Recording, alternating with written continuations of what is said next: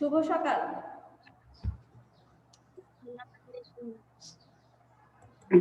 কেমন আছো? আসসালামু আলাইকুম। ওয়ালাইকুম সালাম।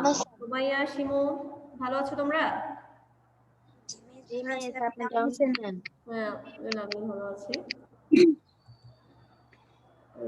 সকলে জয়েন করেছে? এখনো করেনি, কয়েকজন বাকি আছে। আমরা ক্লাসটা শুরু করব?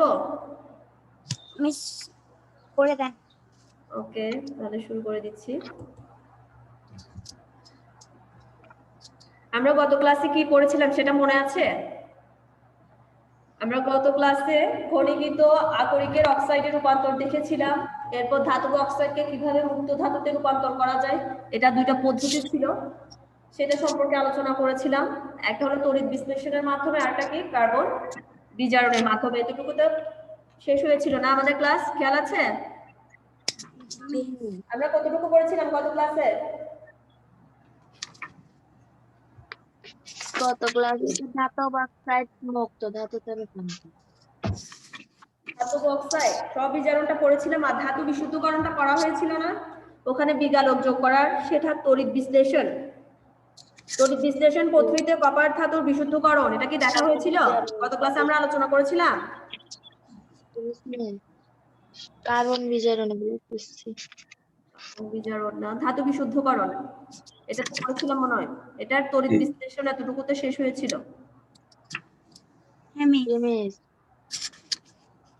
তড়িৎ বিশ্লেষণ পদ্ধতিতে ধাতুর বিশোধন, এটা কি পড়েছিলাম? জি মিস। তাহলে এটা আমাদের পড়া হয়েছিল, আমরা পদ্ধতিটা পড়েছিলাম। তাহলে আজকে আমরা যেটা পড়ব সেটা হলো নির্বাচিত সংকর ধাতু। নির্বাচিত সংকর ধাতু, আমরা নতুন একটা জিনিস পড়ব। সিলেক্টেড যে অ্যালোস গুলো আছে সংকর ধাতু, সেটা সম্পর্কে জানবো, ঠিক আছে? যেমন আজ থেকে প্রায় ধরো খ্রিস্টপূর্ব, খ্রিস্টের জন্মের পূর্বে 5000 থেকে 3000 পর্যন্ত সময়কালকে বলা হতো কি তাম্রযুগ, ঠিক আছে? খ্রিস্টপূর্ব 5000 থেকে খ্রিস্টপূর্ব 3000 পর্যন্ত যে সময়কালটা, সেটাকে বলা হতো তাম্রযুগ। আমরা যে আজকের বিষয়টা আমাদের, সেটা হলো সংকর ধাতু। সংকর ধাতুগুলো কি? ধাতুকে যখন একত্রে গলানো হয়, ওই গলিত মিশ্রণকে ঠান্ডা করলে যে ধাতুটা আমরা পাই, সেটা হলো সংকর ধাতু, ঠিক আছে? আমরা ধাতুকে গলানোর পর গলিত যে মিশ্রণটা পাই, ওটাকে যখন ঠান্ডা করা হয়, ঠান্ডা করলে যে ধাতু মিশ্রণটা পাই, সেটাই হলো সংকর ধাতু। তোমাকে বুঝতে পেরেছো?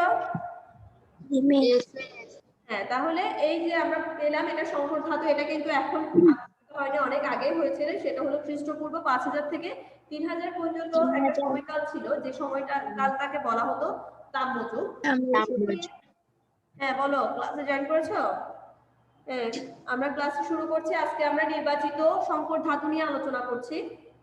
তাহলে তখন কি করা হতো? ওই সময়ে তামা দিয়ে মানুষ, এখন তো আমরা স্বর্ণ দিয়ে তৈরি করি বা এমন এসব ব্যবহার করা হয়, ওই সময়ে কিন্তু তামাটা বেশি ব্যবহার ছিল। মানে খ্রিস্টপূর্ব 5000 থেকে 3000 ওই সময়টা পর্যন্ত, তখন মানুষ কিন্তু তামা দিয়ে গহনা, অস্ত্র, বিভিন্ন ধরনের যন্ত্রপাতি তৈরি করতো এই তামা দিয়ে। কিন্তু তামাটা হলো কি নরম ধাতু, তামাটা নরম ধাতু। এই ধাতু দিয়ে যে যন্ত্রপাতি বা অস্ত্র তৈরি করা হতো, সেটা বেশি দিন কার্যকর থাকতো না, মানে সেটার অ্যাক্টিভিটিটা কিছুদিন পরে শেষ হয়ে যেত। সেজন্য প্রাচীনকাল থেকে মানুষ কি করেছে, গলিত যে কপারটা ছিল সেটার সাথে অন্য কিছু মিক্স করেছে। এটার সাথে কি করা হয়েছে, শুধু যদি ওই ধাতুটা দিয়ে গলিত মিশ্রণটাকে যখন তারা জিনিসপত্র বানিয়ে দেখলো, তখন দেখছে এটার তেমন কি হচ্ছে না, বেশি দিন এরা ব্যবহার করতে পারছে না বা কার্যকর হচ্ছে না। ওই কারণে তারা অন্য কিছু, যেমন তামার সাথে এরা কপার মিশ্রণ করলো। এরা তামার সাথে কি করলো, কপার বা টিন, কপারের সাথে টিন মিশিয়ে ওই মিশ্রণটাকে ঠান্ডা করে ব্রোঞ্জ তৈরি করেছে। যেটা ব্রোঞ্জ, এখানে যে একটার সাথে আরেকটা যুক্ত করে, একটা গলিত ধাতুর সাথে আরেকটা ধাতু মিশ্রণ যোগ করে যে জিনিসটা বানানো হয়, সেটাই হলো মূলত কি ধাতু? সংকর ধাতু। ক্লিয়ার হয়েছে তোমাদের কাছে সংকর ধাতুটা? জি মিস। জানি যে কোনো একটা ধাতুকে গলানোর পর এটাকে ঠান্ডা করা হয়, এটা হলো যে মিশ্রণটা পাবো সংকর ধাতু বানিয়ে রেখেছিল তাম্র যুগের মানুষেরা কি করেছিল, ওই তামাটা দিয়ে তারা বিভিন্ন যন্ত্রপাতি বা গয়না অলংকার তৈরি করেছিল, কিন্তু সেগুলো তেমনটা কার্যকর হয়নি বিধায় তারা পরবর্তীতে কি করলো, মানে একটার সাথে আরেকটা, যেমন কপারের সাথে তারা কি মিশিয়ে দেখলো, তিন মিশিয়ে দেখলো, তৈরি করলো ব্রোঞ্জ। ব্রোঞ্জটা একটা সংকর ধাতু। কোন একটা গরম গলিত ধাতুর মধ্যে যখন অন্য একটা গরম ধাতু দেওয়া হয়, ধাতু বা অধাতু দেওয়া হয়, সেই মিশ্রণটাকে ঠান্ডা করলে যে কঠিন পদার্থ পাওয়া যায় তাকে বলে সংকর ধাতু। ভালো করে খেয়াল করো, কোন একটা গলিত ধাতুর সাথে অন্য আরেকটি গলিত ধাতু যখন দেওয়া হয় তখন দুটাকে একত্র করে ওই মিশ্রণটাকে ঠান্ডা করলে যে কঠিন আকারের পদার্থ আমরা পাই সেটাই হলো সংকর ধাতু। প্রাচীনকালের মানুষ কিন্তু সংকর ধাতু হিসেবে প্রথমে আবিষ্কার করেছিল কি, ব্রোঞ্জ। খেয়াল করবে, প্রাচীনকালের মানুষেরা সংকর ধাতু ব্রোঞ্জ আবিষ্কার ছিল তাদের একটা যুগান্তরকারী ঘটনা, কারণ এটাই প্রথম ছিল। ব্রোঞ্জের মাধ্যমে তারা সংকর ধাতুর কিভাবে পাওয়া যায় সেটা ধারণা আমাদেরকে দিয়েছিল। সে কারণে 3000 আগে আমরা বলেছিলাম তামার যুগ ছিল 5000 থেকে 3000, ঠিক আছে। এরপর 3000 পর থেকে 1000 পর্যন্ত, কারণ তখনকার সময়গুলো কিন্তু কি করা হতো, উল্টা হিসাব করা হতো। তাহলে 3000 থেকে 1000 পর্যন্ত যে সময়টা সেটাকে বলা হবে ব্রোঞ্জ যুগ, ঠিক আছে। এগুলো তোমরা একটু আন্ডারলাইন করে রাখো, কোনটাকে তাম্র যুগ বলা হয়েছে, কোনটাকে ব্রোঞ্জ যুগ বলা হয়েছে। খ্রিস্টপূর্ব 3000 থেকে 1000 পর্যন্ত সময়কে বলা হয় ব্রোঞ্জ যুগ। তারা ব্রোঞ্জ দিয়েও কিন্তু বিভিন্ন ধরনের যন্ত্রপাতি অস্ত্র তৈরি করেছে। আবার যে যন্ত্র তৈরি করে দেখেছে সেটা দেখছে কি সংকর ধাতু থেকে, সেটা সংকর ধাতু অপেক্ষা কি ছিল, বেশি উপযোগী ছিল। বিভিন্ন যন্ত্রপাতি যখন তৈরি করেছে শুধুমাত্র তামা ব্যবহার করে তারা যে ফলাফলটা পেয়েছে, সংকর ধাতু তৈরি করার পর যেটা পেলো সেটা অনেকটা বেটার পেয়েছে আগেরটার চেয়ে, ঠিক আছে। তারপর আরো একটা পরবর্তীতে আরো অনেক সংকর ধাতু আবিষ্কার করা হয়েছে, যেমন লোহা কার্বন মিশিয়ে স্টিল তৈরি করা হয়েছে। লোহা কার্বন মিশিয়ে কি তৈরি করা হয়েছে, স্টিল। স্টিল নামক একটা সংকর ধাতু তৈরি করা হয়েছে। আমরা স্টিলটা দিয়ে কি কি তৈরি করি, ছুরি, রেলের চাকা, জাহাজ, কৃষি, রেল লাইন, কাঁচি, বিভিন্ন যন্ত্রপাতি কিসের তৈরি, স্টিলের তৈরি। আমরা তো সবাই এগুলো দেখেছি সচরাচর, জিনিসগুলো আমাদের চোখের সামনে স্টিল, আমরা বলি যে এটা স্টিলের তৈরি। তাহলে স্টিলটা কি দিয়ে, এটা একটা সংকর ধাতু। স্টিলটা এটা তৈরি হয় লোহার কার্বন মেশানো হয়, ঠিক আছে। কারণ এটা মেশানোর কারণ হলো যেন এটার স্থায়িত্বটা ভালো করে থাকে, এই জিনিসটা বেশি দিন ব্যবহার করা যায়, ঠিক আছে। এরপরে আরো একটা স্টিলের আছে যেটাকে বলা হয় স্টেনলেস স্টিল। কি বললাম, স্টেনলেস স্টিল। এটার মধ্যে কিভাবে তৈরি করা হয়, স্টেনলেস স্টিলটার মধ্যে উপাদানগুলো কি কি, সেখানে গলিত লোহার মধ্যে কি দেওয়া হবে, কার্বন, নিকেল, ক্রোমিয়াম। গরম গলিত লোহার মধ্যে, মানে লোহাকে যখন একদম কি করা হয়, গরম করে গলিয়ে ফেলা হয়, ওই গলিত মিশ্রণের সাথে যখন কার্বন, নিকেল ও ক্রোমিয়াম মেশানো হবে, এক ধরনের সংকর ধাতু তৈরি হবে। ওটাকে ঠান্ডা করলে এক ধরনের আমরা কঠিন পদার্থ পাবো, যেটাকে সংকর ধাতু বলা হবে। ওই ধাতুটার একটা নাম দিয়েছে, সেটা হলো স্টেনলেস স্টিল। স্টেনলেস স্টিলটা ব্যবহার কোথায়, হাসপাতালে আমরা ডাক্তারদের যে ছুরি ব্যবহার করতে দেখেছি সেটা হলো স্টেনলেস স্টিলের তৈরি। ডাক্তাররা যে ছুরিটা ব্যবহার করে সেটা স্টেনলেস স্টিলের তৈরি। তাহলে আমরা কয়েকটা সংকর ধাতু সম্পর্কে পড়েছি। একটা ছিল প্রথমে যারা প্রাচীনকালের মানুষ আবিষ্কার করেছে, সেটা ছিল ব্রোঞ্জ, ঠিক আছে। ব্রোঞ্জের পরে আরেকটু আপডেট হয়ে যেটা আসছে সেটা হলো কি, স্টিল। স্টিলের পরে আসছে স্টেনলেস স্টিল, মানে আরেকটু বেটার স্টেনলেস স্টিল। এরপরে আরো একটা সংকর ধাতু রয়েছে, সেটা হলো পিতল। সবগুলো নামগুলো একটু খেয়াল রাখবে, এগুলো পার্সেন্টেজ আমরা জানবো। পিতল মানে কোনটা কোন পরিমাণে মিশ্রিত করে সংকর ধাতুটা বানানো হচ্ছে। পিতলের কিভাবে বানানো হবে, গলিত কপারের সাথে গলিত জিঙ্ক। কি গলিত কপার ধাতুর সাথে গলিত জিঙ্ক ধাতু মিশিয়ে যে জিনিসটা তৈরি করা হবে সেটা হবে পিতল। পিতল নামক সংকর ধাতু তৈরি করা হবে। পিতলটা আমরা কিসে ব্যবহার করি, বৈদ্যুতিক সুইচ। তারপরে পিতলের পাতিল, পাতিল মানে কি, হাঁড়ি, ঠিক আছে। হাঁড়িগুলো অনেক সময় আমরা বলি না জিনিসগুলো পিতলের তৈরি, তাহলে পাতিল রান্না করার কাজে যেটা ব্যবহার করা হয় আর কি, পাতিল অনেক সময় অনেকে পাতিলের ব্যবহার করে, পিতলের তৈরি। তারপর বৈদ্যুতিক সুইচ, এগুলো সবগুলো পিতলের তৈরি। এরপরে আসছে পিতলের পর যেটা আবিষ্কার হয়েছে সেটা হলো কাঁসা বা ব্রোঞ্জ। ব্রোঞ্জ কিন্তু অনেক আগে আবিষ্কার হয়েছে, ঠিক আছে। এরপরে সেখানের সাথে কি কি মেশানো হয়েছিল ব্রোঞ্জের ক্ষেত্রে বলেছিলাম, প্রথম দিকে যারা ব্রোঞ্জ আবিষ্কার করেছিল তারা কি কি মিশিয়ে আবিষ্কার করেছে? তারা কপার গরম গরম গলিত ধাতুর মধ্যে অন্য কোনো ধাতু। সংকর কাঁসা, সংকর ধাতু কাঁসা বা ব্রোঞ্জ। তাহলে ব্রোঞ্জের আরেকটা নাম তোমরা মনে রাখবা কাঁসা। কাঁসা বা ব্রোঞ্জ যেটা তৈরি করা হয় কপার ও টিনের সমন্বয়ে। এগুলোর বিভিন্ন ধরনের থালা বাসন গ্লাস আমরা ব্রোঞ্জের বা কাঁসার তৈরি দেখতে পারি। থালা বাসন গ্লাস তৈরিতেই কি ব্যবহার করা হয়? কাঁসা বা ব্রোঞ্জ ব্যবহার করা হয়। এরপর আরো একটা সংকর ধাতু যেটা আবিষ্কার হয়েছে সেটা হলো ডুরালামিন। ডুরালমিন আবিষ্কার হয়েছে সংকর ধাতু। এটা কি দিয়ে তৈরি? এখানের উপাদানগুলো হলো ম্যাগনেসিয়াম, ম্যাঙ্গানিজ, লোহা। অর্থাৎ ম্যাগনেসিয়াম, ম্যাঙ্গানিজ, লোহা একত্রে মিক্স আপ করে গলিত অবস্থায় এগুলোকে একত্রে গলিয়ে একসাথে মিক্স করে এটার কঠিন আকার ধারণ করিয়ে যে জিনিসটা বানানো হয় সেটা হবে কি ডুরালমিন নামক একটা সংকর ধাতু তৈরি করা হয়েছে। এই ডুরালমিন সংকর ধাতুটা ব্যবহার করা হয় উড়োজাহাজের বডি তৈরি করতে। উড়োজাহাজের আমরা যে কি দেখি স্ট্রাকচারটা দেখতে পারি বডিটা, সেটা তৈরি করা হয়েছে কি দিয়ে? ডুরালামিক সংকর ধাতু ডুরালমিন নামক সংকর ধাতু দিয়ে উড়োজাহাজের বডিটা তৈরি করা হয়েছে। তোমরা যে আমি যে লাইনগুলো বলেছি আন্ডারলাইন করেছো, মনে আছে সকলের? জি মিস। এখানে আমি অনেক সংকর ধাতুর নাম বলেছি, কিন্তু কি কি বলেছিলাম একটু আমাকে বলো, যে কয়টা পারো। সংকর ধাতু, আমরা অনেকগুলো সংকর ধাতুর সম্পর্কে জানলাম। এই নির্বাচিত সংকর ধাতু মানে যেগুলো খুবই প্রয়োজন আমাদের স্টিল, স্টেনলেস স্টিল, তারপর হচ্ছে কাঁসা বা ব্রোঞ্জ, ডুরালামিন নামক সংকর ধাতু।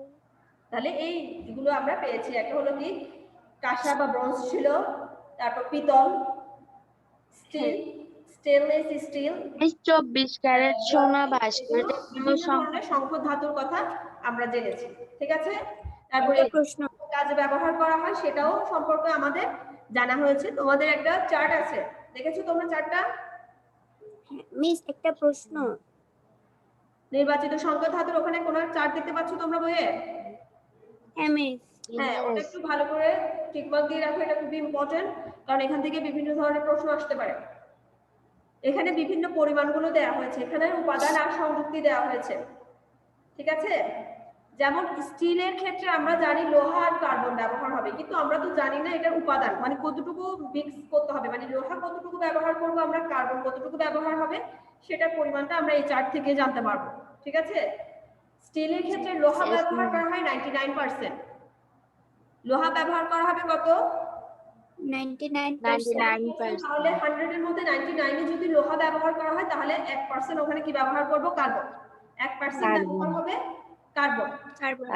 স্টিলটা ব্যবহার অনেক কাজে হয়, রেলের চাকা বলো, যানবাহন, ছুরি, কাঁচি, ঘড়ির স্প্রিং, চুম্বক, কৃষি যন্ত্রপাতি সবকিছুতে কিন্তু আমরা স্টিলের ব্যবহারটা দেখতে পারি।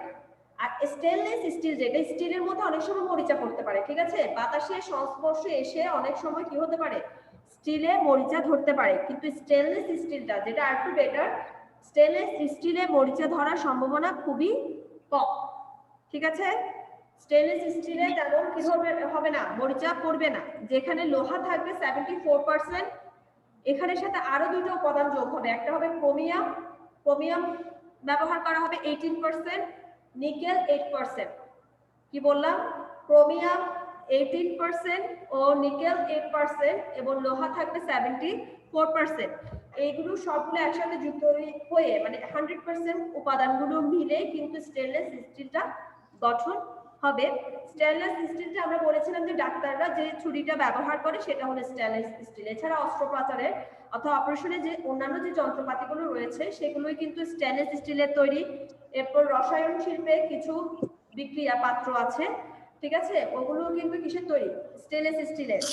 তারপরে কাটা চামচ তো আমরা সবাই দেখেছি, ঠিক আছে? কখনো এগুলোতে মরিচা ধরতে আমরা দেখিনি, কারণ এগুলো হলো স্টেনলেস স্টিলের তৈরি। ছুরি, কাঁচা চামচ, এরপর পাকা ঘরে কতগুলো সিঙ্ক দেওয়া হয়, ঠিক আছে? এখন তো আমরা যে সিঙ্ক গুলো ব্যবহার করা হয় দেখি, এগুলোতে কোনো ধরনের মরিচা হওয়ার সম্ভাবনা নেই। এগুলো সবগুলো স্টেনলেস স্টিলের তৈরি, ঠিক আছে? বুঝতে পেরেছো তোমরা? জি মিস। হ্যাঁ, এরপরে আসে পিতলের ক্ষেত্রে বলেছিলাম ব্যবহার হবে কপার আর জিঙ্ক। জি। পিতলের ক্ষেত্রে কপার জিঙ্ক ব্যবহার হবে, সেক্ষেত্রে কপারের পরিমাণ হবে 65%।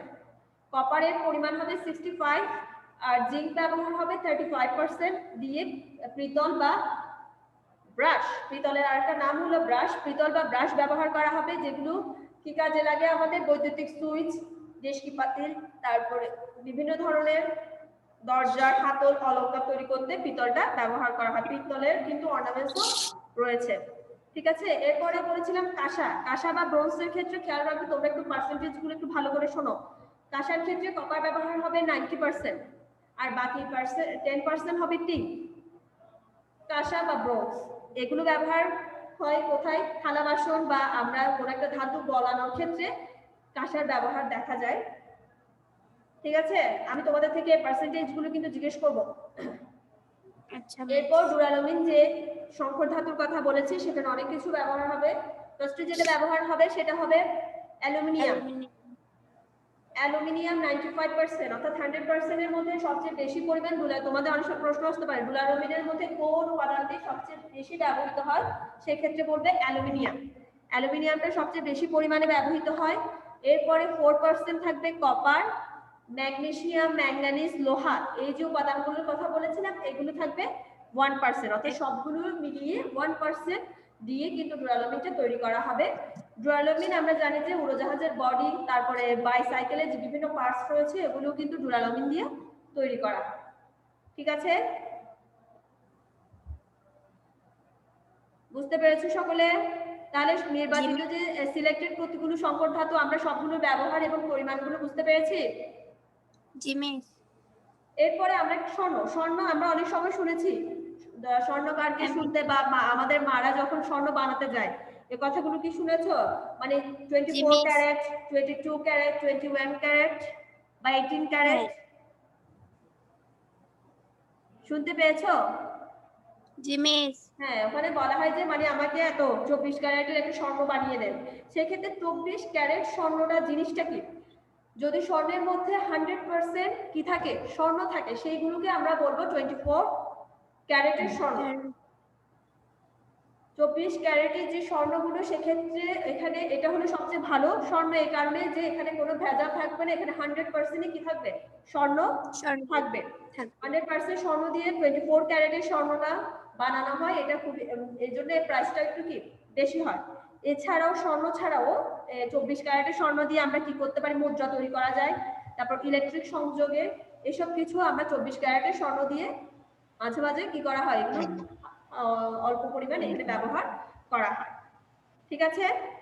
এরপরে 22 ক্যারেটের স্বর্ণের ক্ষেত্রে স্বর্ণটা থাকবে 91.67%। 22 ক্যারেটের যে স্বর্ণগুলো রয়েছে সেখানে স্বর্ণ কতটুকু থাকবে? 91.67%। হ্যাঁ, স্বর্ণ থাকবে 91.67%। আর এর সাথে অন্য ধাতু হিসেবে ব্যবহার হবে কপার, সেটা হবে 8.33%। কপার ব্যবহার হবে কত? 8.33%, এবং এর সাথে অন্য ধাতুও যুক্ত থাকতে পারে। 24 ক্যারেটের স্বর্ণটা অলংকার তৈরি করার কাজে ব্যবহার করা হয়। আমরা জানি এটা কি কাজে ব্যবহার করা হয় 24 ক্যারেটের স্বর্ণটা? অলংকার তৈরি করার কাজে বেশিরভাগ, কিন্তু ম্যাক্সিমামই তৈরি করে, কারণ এটা খাদ না থাকলে জিনিসটা একটু কি হবে না। আমরা জেনেছি যে শুধুমাত্র যদি ওই ধাতুটা দিয়ে ব্যবহার করা হয়, সেক্ষেত্রে অনেক সময় সেটা কি হতে পারে না, জিনিসটা অনেকটা স্টেবল কম হয়, যার কারণে অন্যান্য ধাতু সেখানে মিশ্রিত করা হয়। এক্ষেত্রে আমরা যদি স্বর্ণ অলংকারটা একটু স্থায়ী হতে চাই, সেক্ষেত্রে স্বর্ণের সাথে কপার যুক্ত করলে বা অন্যান্য কিছু যুক্ত করলে সেক্ষেত্রে এটা কি হবে? ভালো হবে। সেক্ষেত্রে 24 ক্যারেটের স্বর্ণটা ব্যবহার করা হয় বেশি। তারপর আরেকটা আছে 21 ক্যারেট। 21 ক্যারেট স্বর্ণের মধ্যে থাকবে স্বর্ণ 87.5%। 87.5%। আর কপার পাবো, কপার এবং অন্যান্য ধাতু থাকবে 12.5%। এটা দিয়ে কিন্তু 21 ক্যারেটের স্বর্ণটা তৈরি করা হয়। আরেকটা রয়েছে সেটা হলো 18 ক্যারেট স্বর্ণ। 18 ক্যারেট স্বর্ণের মধ্যে 75% থাকবে স্বর্ণ, ঠিক আছে? এটা হয়তো এখানে নেই, তোমরা একটু নোট করে রাখো। 18 ক্যারেটের স্বর্ণের ক্ষেত্রে কপার থাকবে 75% এবং স্বর্ণ থাকবে 75% এবং কপার থাকবে 25%। মিস আরেকবার বলেন। 18 ক্যারেট স্বর্ণের ক্ষেত্রে স্বর্ণ থাকবে 75%। কত বললাম? 75। 75% আর কপার বা অন্যান্য ধাতু থাকবে 25%। বুঝতে পেরেছো সবাই? জি মিস। ওকে, তাহলে আমরা এই বিভিন্ন সংকর ধাতু সম্পর্কে জানতে পারলাম, ঠিক আছে? আমরা জানি যে ধাতুর সাথে বিভিন্ন ধাতু একত্রে মিশিয়ে কিন্তু সংকর ধাতু তৈরি করা হয়, ঠিক আছে? এই সংকর ধাতু তৈরিতে সকল ধাতুকে সমান পরিমাণে কিন্তু মেশানো যায় না, যার কারণে এখানে বিভিন্ন পার্সেন্টেজ সম্পর্কে আমরা এতক্ষণ পড়লাম। কারণ সংকর ধাতুর সাথে একটা থাকবে প্রধান ধাতু থাকবে, মানে মেইন, মানে যেটা বেশি পরিমাণে থাকে এটাকে বলা হয় প্রধান ধাতু, আর অন্যান্য যে পদার্থগুলো থাকে সেগুলো হলো অপ্রধান ধাতু বা অধাতু, ঠিক আছে? সবচেয়ে বেশি পরিমাণে যেটা থাকবে সেটা প্রধান ধাতু, অল্প পার্সেন্টেজে যেগুলো ব্যবহার করা হয় সেগুলো হবে অপ্রধান ধাতু বা অধাতু। যেমন পিতলের মধ্যে দুইটা জিনিসের ব্যবহার হয়েছে, একটা হলো কপার, একটা হলো জিঙ্ক, ঠিক আছে? পিতল ব্যবহার করতে আমরা কয় ধরনের ধাতু ব্যবহার করার কথা বলা হয়েছিল? দুই ধরনের, কি কি? Copper, zinc. Copper, zinc. সেক্ষেত্রে কপার ব্যবহার করার কথা বলেছে 65%, অর্থাৎ 65% ব্যবহার হবে কপার আর জিঙ্ক ব্যবহার হবে 35%। সেক্ষেত্রে কপারটা হবে প্রধান ধাতু আর জিঙ্কটা এখানে কি হিসেবে কাজ করবে? অধাতু বা অপ্রধান ধাতু হিসেবে, ঠিক আছে? তারপর স্টিলের মধ্যে কিসের কথা বলা হয়েছে? স্টিল কি দিয়ে বানানো হয়? স্টিল, লোহার, কার্বন। লোহার, কার্বন। এক্ষেত্রে লোহাকে কার্বনটা কি, মানে কোনটা ধাতু হিসেবে কাজ করবে, কোনটা অধাতু হিসেবে কাজ করবে? লোহা ধাতু হিসেবে কাজ করবে, কার্বন অপ্রধান ধাতু হিসেবে কাজ করবে। অধাতু হিসেবে, কারণ আমরা জানি লোহার পরিমাণটা আমরা বেশি পাই। স্টিলের মধ্যে আমরা লোহার পরিমাণ পেয়েছি প্রায় 99% আর কার্বন থাকবে মাত্র 1%। সেক্ষেত্রে লোহাটা হবে ধাতু আর কার্বনটা হবে অপ্রধান ধাতু, ঠিক আছে? তারপরে দেখি, বলো পিতল। পিতলের ক্ষেত্রে কোনটা প্রধান ধাতু, কোনটা অপ্রধান ধাতু? কপার প্রধান হচ্ছে ধাতু, প্রধান জিঙ্ক ধাতু আর হচ্ছে অপ্রধান জিঙ্ক ধাতু। হচ্ছে অপ্রধান। হ্যাঁ, কপার হবে প্রধান আর জিঙ্ক হবে অপ্রধান। কপার থাকবে 65 আর জিঙ্ক থাকবে 35%। এই পরিমাণগুলো তোমরা একটু ভালো করে কি করবা, মনে রাখবে, কারণ এখান থেকে বিভিন্ন ধরনের প্রশ্ন আসতে পারে বা এমসিকিউতে তোমাদের লাগবে এগুলো, ঠিক আছে? এরপরে আমরা যে ধাতুগুলো পড়লাম, অনেকগুলো ধাতুর কথা বলা হয়েছে এই অধ্যায়ে। এরপরে আজকে পড়লাম সংকর ধাতু। এটার ক্ষয়, মানে সবগুলো জিনিসেরই কি আছে? ক্ষয় আছে। সেম ভাবে ধাতুও ক্ষয় হয়। এই ক্ষয় হওয়ার লক্ষণ বা কারণ, কারণ এগুলো ক্ষয় হবে, এগুলোর লক্ষণ দেখা যাবে, এগুলো কি কারণে হয় এবং কিভাবে আমরা সেগুলো প্রতিকার করতে পারি, মানে এই ক্ষয় রোধ করতে পারি, সেই বিষয় সম্পর্কে আমরা আজকে জানব, ঠিক আছে? যেমন লোহাকে যদি আমরা বাইরে ফেলে রাখি দীর্ঘদিন যাবত, তাহলে কি দেখি আমরা ওখানে লালচে বাদামি বর্ণের এক ধরনের পদার্থ দেখতে পাই, ঠিক আছে? লোহাকে যদি বাইরে ফেলে রাখি আমরা উপরে কি দেখতে পারি? একটা আস্তরণ দেখতে পাই। Yes, miss. জি মিস। আমরা লোহা যদি বাইরে ফেলে রাখি সেক্ষেত্রে লোহার ওপর কিছুদিন পর আমরা কি দেখতে পাই? এক ধরনের বাদামি রঙের লালচে আবরণ দেখতে পাই। দেখেছো কখনো এটা? Yes, miss. মরিচা। এই যে বাদামি বর্ণের যে আবরণটা পড়ে সেটা হলো মরিচা, ঠিক আছে? বাদামি বর্ণের যে মরিচাটা পড়ে লোহার উপর, সেটা হয় কি কারণে? লোহার যে উপাদানগুলো রয়েছে সেগুলো বাতাসের সংস্পর্শে আসলে সেগুলো বিক্রিয়া করে, ঠিক আছে? বিক্রিয়া করে সেখানে ফেরিক অক্সাইড নামক এক ধরনের মরিচা তৈরি করে। Ferric oxide Fe2O3 into NOH2O, ferric oxide নামক এক ধরনের মরিচা তৈরি করে, যেটাকে লোহার মরিচা বলে। এই মরিচার কারণে কিন্তু লোহা আস্তে আস্তে কি হয়? ক্ষয় প্রাপ্ত হয়, ঠিক আছে? মরিচার কারণে কিন্তু লোহা ক্ষয়প্রাপ্ত হয়। এরপরে বিশুদ্ধ কপার, আমরা যে কপারের কথা বললাম বা পিতল কাঁসার জিনিসপত্র কিন্তু যদি আমরা বাতাসে ফেলে রাখি তার উপরে কিন্তু কালো বর্ণের একটা আস্তরণ পড়ে। লোহার ক্ষেত্রে পড়ে সেটা হলো যে মরিচা, আর বিশুদ্ধ কপার, পিতল, কাঁসার জিনিসপত্র যদি আমরা বাইরে ফেলে রাখি, সেটা বাতাসের সাথে বিক্রিয়া করে এক ধরনের আবরণ তৈরি করে, যে আবরণটা কালো বা বাদামি বা সবুজ, তিনটা কালার হতে পারে। আগেরটা শুধু লালচে বাদামি ছিল, এখানে কালো, বাদামি বা সবুজ বর্ণের একটা আস্তরণ পড়তে দেখা যায়। এই আস্তরণটাকে বলা হবে কপারের তাম্যমল। কি বললাম? কপারের তাম্যমল। তাম্যমল কিন্তু তামার যে জিনিসপত্রগুলো রয়েছে, কপার, পিতল, তারপরে কাঁসার যে জিনিসপত্রগুলো রয়েছে, সেগুলো ক্ষয়প্রাপ্ত করে। সেগুলোর ক্ষয় করে কে? তাম্যমল। তোমরা কি আমাকে শুনতে পাচ্ছ? জি মিস। Yes, miss. একটু বড় করে সাউন্ড করো। জি মিস হ্যাঁ, তাহলে আমরা শুনতেছি। লোহার ক্ষেত্রে যে আস্তরণটা পড়েছে বলেছিলাম, ক্ষয়প্রাপ্তর ক্ষেত্রে কাজ করে কে? লোহার ক্ষেত্রে মরিচা। ঠিক আছে। আর কপার, পিতল, কাঁসার যে জিনিসপত্র, সেটার ক্ষেত্রে যে জিনিসটা কি করতে পারে, তামাকে ক্ষয় করতে পারে, সেটা হলো তাম্যমল। তাম্যমল। এই যে তাহলে ধাতু ক্ষয়টা কি? সাধারণত বিশুদ্ধ ধাতু বা সেটা সংকর ধাতু হতে পারে বা বিশুদ্ধ ধাতু হতে পারে, যখন আমরা দীর্ঘদিন সেটাকে বাতাসে ফেলে রাখবো, ওটার উপর একটা কি হবে, মানে ধাতু বা সংকর ধাতুর উপর ভিন্ন বর্ণযুক্ত, অর্থাৎ এটার যে কালারটা, রিয়েল যে কালারটা, ওটার অন্য ধরনের একটা কালারের নতুন পদার্থের সৃষ্টি হয়। পদার্থের সৃষ্টি হয় বা লেয়ারের সৃষ্টি হয়, এটাকে বলা হবে, এই যে প্রক্রিয়া, এই প্রক্রিয়াটাকে বলা হবে ধাতুর ক্ষয়। তাহলে ধাতুর ক্ষয় জিনিসটা কি, বুঝতে পেরেছো? জি মিস। কোনো একটা জিনিসকে যখন আমরা দীর্ঘদিন বাতাসে ফেলে রাখবো, ওটার উপর যে আস্তরণ পড়বে ভিন্ন বর্ণের বা নতুন একটা পদার্থের সৃষ্টি হবে, সেটাকে বলা হবে ধাতুর ক্ষয়। যেমন তোমাদেরকে একটু আগে বলেছিলাম যে লোহা ক্ষয়প্রাপ্ত হয়ে মরিচা সৃষ্টি করবে, যেটার বর্ণ হবে লালচে বাদামি, আর এটার নাম বলেছিলাম কি? Ferric oxide. নাম কি বলেছি? Ferric oxide. Ferric oxide. এটা সংকেত হলো, এটা একটু আন্ডারলাইন করে রাখো, Fe2O3 ইনটু N অণু পানি। অর্থাৎ n এর কোনো নির্দিষ্ট মান নেই, অর্থাৎ n অসংখ্য হতে পারে, সেটা মানে যতটুকু পানি থাকবে ততটুকু পানির সাথে বিক্রিয়া করে লোহা আর বাতাসের অক্সিজেন বিক্রিয়া করে কি উৎপন্ন করবে? ফেরিক অক্সাইড উৎপন্ন করবে। আর যেটা বলেছিলাম যে তামার ক্ষেত্রে তাম্যমল যেটা সৃষ্টি হবে, সেখানেও বিভিন্ন ধরনের পদার্থ উপস্থিত থাকে। তাম্যমলে যেটা মূলত উপস্থিত থাকে সেটা হলো কিউপ্রাস অক্সাইড। তাম্যমলে কি উপস্থিত থাকে?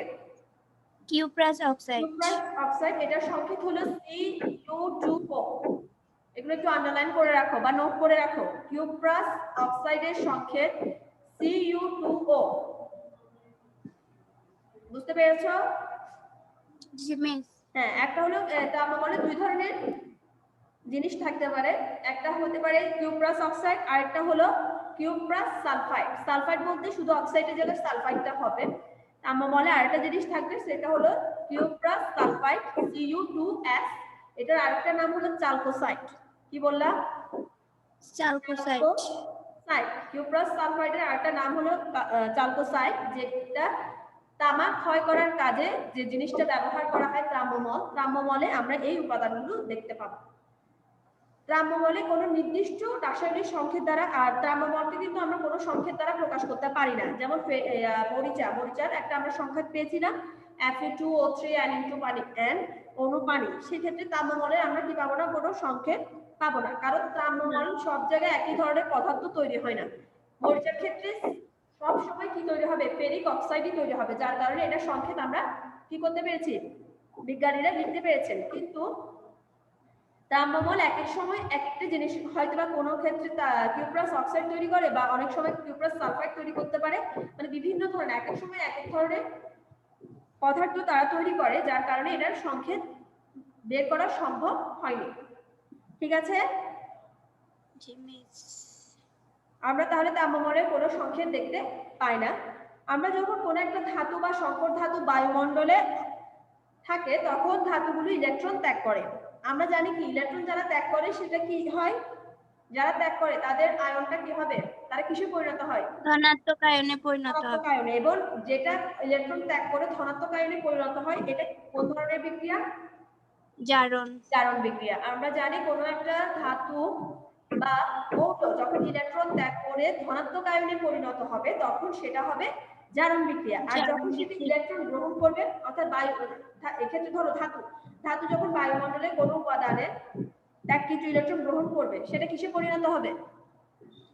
ঋণাত্মক আয়নে। ঋণাত্মক আয়নে। এবং এই যে বিক্রিয়াটা সেটা হবে বিজারণ বিক্রিয়া। বিজারণ বিক্রিয়া। অর্থাৎ যারা ত্যাগকৃত ইলেকট্রন গ্রহণ করে ঋণাত্মক আয়নে পরিণত হয় তাদের যে বিক্রিয়াটা সংঘটিত হয় সেটা হলো বিজারণ বিক্রিয়া। তাহলে বিক্রিয়া। যে কি ধনাত্মক আয়ন আর ঋণাত্মক আয়ন এর মধ্যে বিক্রিয়া একটা কি উৎপন্ন হবে? যৌগ। একটা যৌগ উৎপন্ন হবে। নতুন যৌগটি কি করবে? রূপান্তরিত হবে। অর্থাৎ নতুন যৌগটি, কারণ এটা এক ধরনের ধাতুর উপর আস্তরণের মাধ্যমে তৈরি হয়েছে, এই নতুন যৌগটা আবার রূপান্তরিত হবে বা অন্য কোনো যৌগের সাথে বিক্রিয়া করবে। এভাবে কিন্তু ধাতু কি হতে থাকে? ক্ষয় প্রাপ্ত হতে থাকে। এভাবে কিন্তু আমরা যে কোনো একটা ধাতু ক্ষয় হওয়াটা দেখতে পাই। এখন কিভাবে সেটা রোধ করা যায়? এখন কথা হলো আমরা কিভাবে জিনিসগুলো রোধ করতে পারি। যেমন লোহার উপর যখন মরিচা করবে তা অনেক ধীরে সংগঠিত হয় এবং অনেকগুলো ধাপে সংগঠিত হয়। লোহার উপর মরিচা করা কিন্তু একদিনে হয় না, অনেক দিন পরে এবং বিভিন্ন ধাপে ধাপে সেটা সৃষ্টি হয়। আমরা আজকে সেই ধাপটা সম্পর্কে জানবো, ঠিক আছে? ধাপগুলোর মধ্যে প্রথম ধাপে হবে জারণ বিক্রিয়া। জারণ কিভাবে? ফার্স্টে যেমন আমরা বলেছিলাম যে কি থাকবে সেখানে, লোহা বাইরে ফেলে রাখার পর সেটা কার সংস্পর্শে আসবে? বাতাসের। অক্সিজেন এবং বায়ুমণ্ডলে যে পানি রয়েছে, বাতাসে জলীয় বাষ্প আছে না? বাতাসের মধ্যে আমরা অক্সিজেনের উপস্থিতি দেখতে পারি, সঙ্গে থাকে জলীয় বাষ্প। জলীয় বাষ্প বলতে এখানে পানি, H2O। তাহলে দুইটা জিনিস থাকবে, একটা হলো অক্সিজেন আর একটা হলো পানি। এই দুইটার সাথে বিক্রিয়া করে এখানে জারণ বিজারণ সংগঠন করেই কিন্তু লোহায় মরিচাটা পড়ে। যেমন পানি অণুটা বিয়োজিত হয়ে কি কি উৎপন্ন করবে? H ion plus hydroxide ion. হ্যাঁ, তাহলে পানি বিয়োজিত হয়ে আমরা জানি হাইড্রোজেন আয়ন এবং হাইড্রোক্সাইড আয়ন উৎপন্ন করবে। হাইড্রোজেন আয়ন এবং হাইড্রোক্সাইড আয়ন উৎপন্ন করবে। তারপরে লোহা কি করবে? অর্থাৎ আয়রন Fe যখন বায়ুমণ্ডলে প্রোটন বা হাইড্রোজেন আয়নের সংস্পর্শে আসবে তখন সে কি করবে? লোহা ইলেকট্রন ত্যাগ করবে। যখন হাইড্রোজেন আয়নের সংস্পর্শে আসবে লোহা তখন সে কি করবে? ইলেকট্রন ত্যাগ করবে। ত্যাগ করে আমরা জানি যে যারা ইলেকট্রন ত্যাগ করে তারা পজিটিভ হয়ে যায়। অর্থাৎ এক্ষেত্রে Fe2+ পরিণত হবে, কারণ আয়রনের যোজনী আমরা জানি কত? 2। তাহলে এক্ষেত্রে কত হবে? ইলেকট্রন ত্যাগ করে Fe+ পরিণত হবে। অর্থাৎ এক্ষেত্রে প্রথমে জারণ বিক্রিয়াটা সংঘটিত হয়েছে, ঠিক আছে? লোহা যখন আমরা জানি যে জলীয় বাষ্পের সংস্পর্শে আসবে তখন জলীয় বাষ্পের পানিটা দুইটা ভাগে ভাগ হবে, বিয়োজিত হয়ে একটা হলো হাইড্রোজেন আয়ন আর একটা হাইড্রোক্সাইড আয়ন। হাইড্রোজেন আয়নের সংস্পর্শে আসলে সেটা আয়রনে পরিণত হবে, Fe2+ ধনাত্মক আয়নে পরিণত হবে। এরপরে এর যে ত্যাগকৃত ইলেকট্রন নিশ্চয়ই কে কি করবে? গ্রহণ করবে। সেটা কে গ্রহণ করবে? আয়রন ইলেকট্রন দান করে অক্সিজেন সেই ইলেকট্রনটা কি করবে? গ্রহণ করবে।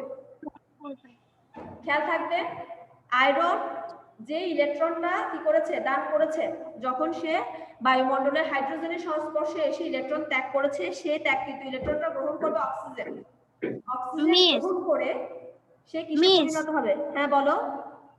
এখানে কি যে ইলেকট্রনটা দান করছে ওইটা কি শুধু হাইড্রোজেনই গ্রহণ করবে, অক্সিজেন গ্রহণ করবে না?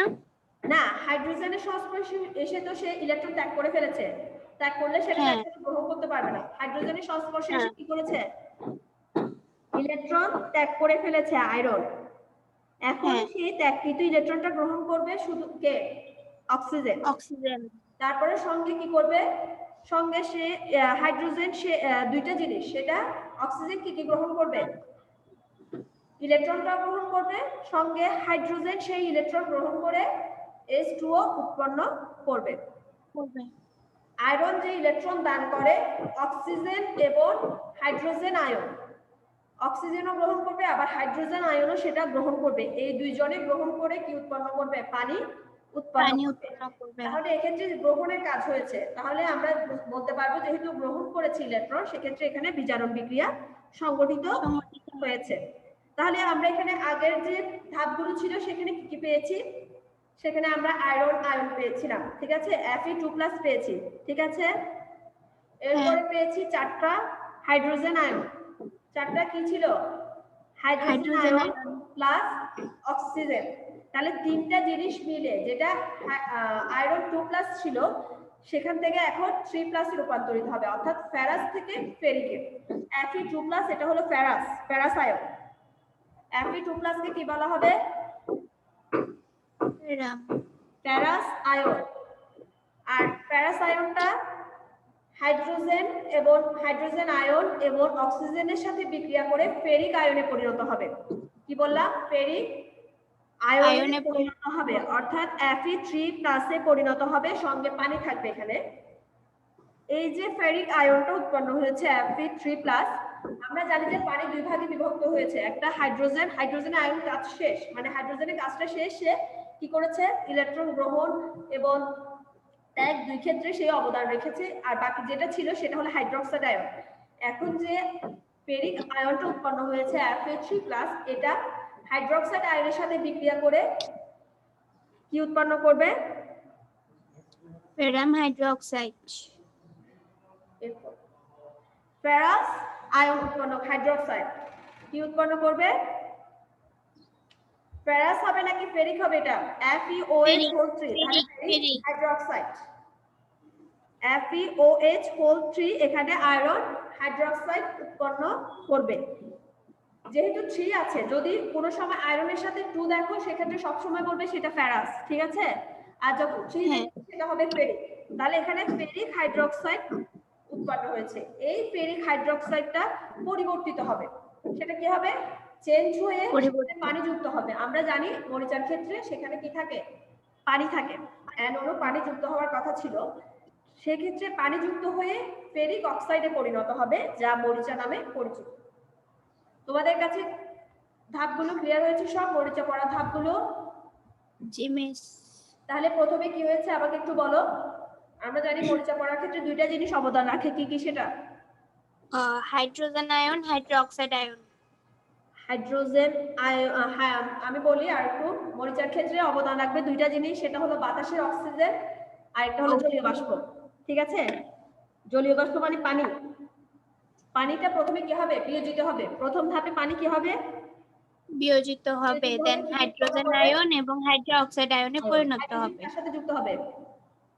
হাইড্রোজেন ফেরামের সাথে যুক্ত হবে। হ্যাঁ, ফেরাস না, এখানে লোহা Fe, লোহার সাথে যুক্ত হয়ে সে কি করবে? ইলেকট্রন ত্যাগ করবে। ত্যাগ করে কিসে পরিণত হবে?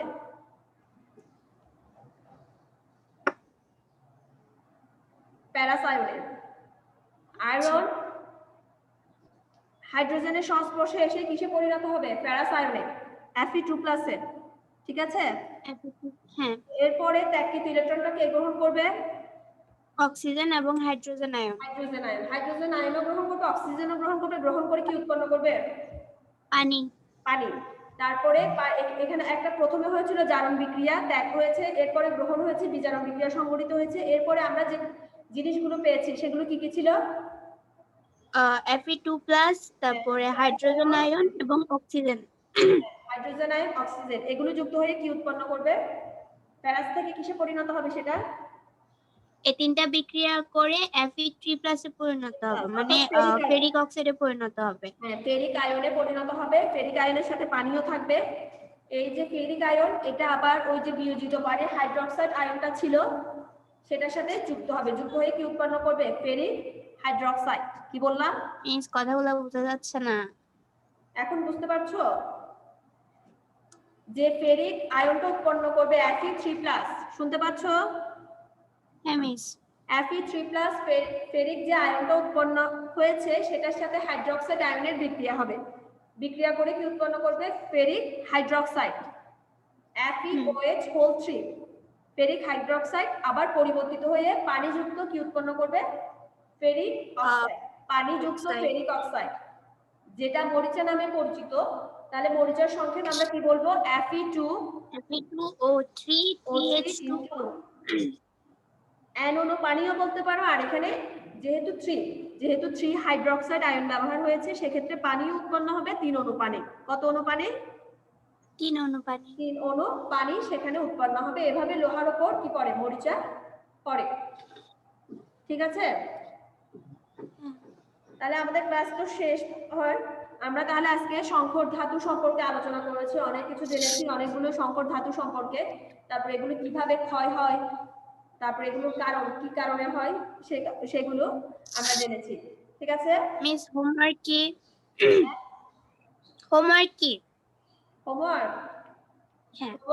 তোমরা আমাকে ওই নির্বাচিত সংকর ধাতুর যে নির্বাচিত কয়েকটা সংকর ধাতুর এগুলো পার্সেন্টেজ আর তার ব্যবহারটা, ঠিক আছে?